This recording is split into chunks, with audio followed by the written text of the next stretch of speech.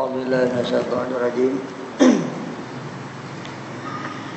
إن في خلق السماوات والأرض واختلاف الليل والنهار لآيات لأولي الألباب الذين يذكرون الله قياما وقعودا وعلى جنوبهم ويتفكرون في خلق السماوات والأرض ربنا ما خلقت هذا باطلا سبحانك فقنا عذاب النار.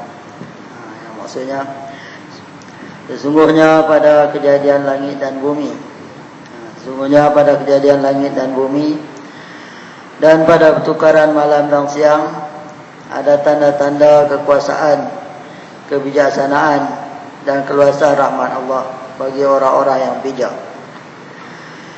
Yaitulah orang-orang yang menyebut dan mengingati Allah semasa mereka berdiri dan duduk dan semasa mereka berbaring mengiring.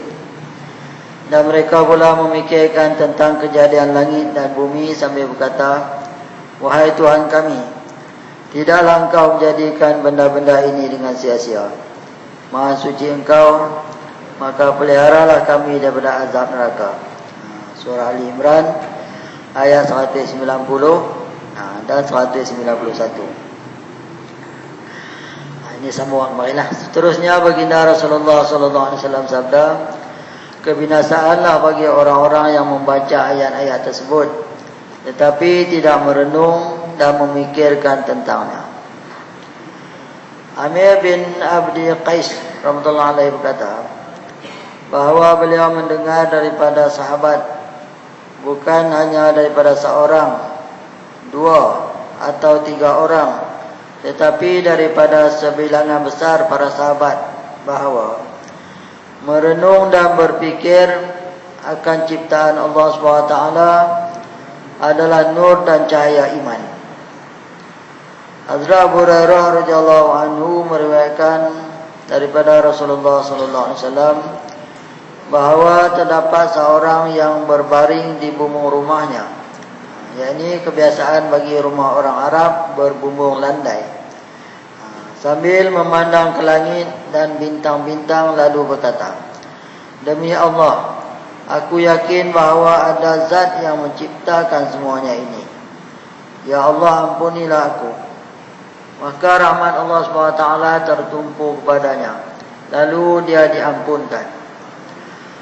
Hazrat Ibnu Abbas radhiyallahu anhu berkata bahawa berfikir seketika adalah lebih baik daripada beribadat sepanjang malam. Demikianlah juga diriwayatkan daripada Hazrat Abu Darda radhiyallahu anhu dan Anas radhiyallahu anhu. Diriwayatkan juga daripada Hazrat Anas radhiyallahu anhu bahawa berfikir seketika tentang kejadian-kejadian Allah adalah lebih baik daripada beribadat selama 80 tahun. Seorang bertanya kepada Ummi Darda tentang ibadat Abu Darda radhiyallahu anhu yang paling afdal. Jawabnya, merenung dan berfikir tentang kejadian-kejadian Allah. Hazrat Abu Hurairah radhiyallahu anhu juga meriwayatkan bahawa baginda Rasulullah sallallahu alaihi wasallam sabda, berfikir seketika adalah lebih baik daripada beribadat selama 60 tahun.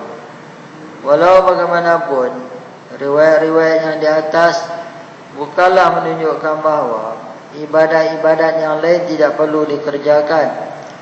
Setiap ibadat mempunyai kedudukan dan kepentingan yang tersendiri, sama ada ibadat fardu, sunat ataupun yang harus. Apabila mana-mana satu daripada ibadat itu ditinggalkan, maka balasan azab yang dikenakan setimpal dengan kedudukan ibadah itu. Imam Ghazali rahimahullah alaih telah menulis bahawa merenung dan berfikir dikatakan ibadat yang paling afdal kerana hakikat zikir sudah sememangnya tersirat di dalam perbuatan itu. Melalui merenung dan berfikir, dua manfaat lagi boleh diperoleh. Yang pertama, ma'rifatullah, yakni mengenal kepada Allah SWT. Yakni merenung dan berfikir adalah kunci makrifat. Yang kedua, cinta kepada Allah. Cinta kepada Allah akan tercapai melalui berfikir.